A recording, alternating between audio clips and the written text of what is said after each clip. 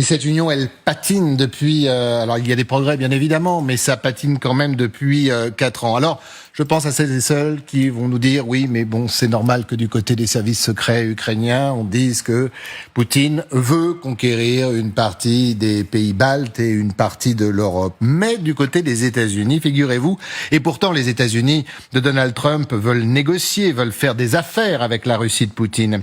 Eh bien, certains se méfient et sont sur la même ligne que Kiev. Ainsi, Reuters révèle hier que les services secrets américains pensent que les Russes ont bien l'intention d'annexer plusieurs pays de l'ex-bloc soviétique, une volonté entretenue, cultivée, un rêve et même, Christian, une forme d'obsession pour Vladimir Poutine et les siens.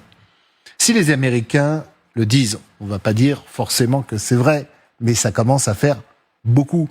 Je suppose que des services de renseignement s'appuient quand même sur des choses un peu concrètes, pas sur du « qu'en dira-t-on ». Écoutez, je vais commencer par revenir sur le discours de Poutine tout à l'heure. Il a dit « si on nous montre du respect ». Bon, ce terme de respect, pour moi, sonne de façon familière, parce que dans le livre que j'ai sorti il y a quelques années, la dernière ligne était la suivante, c'était avant le début de la guerre en Ukraine. Si nous voulons avoir une relation continue et positive avec la Russie, il faut montrer du respect à ce pays.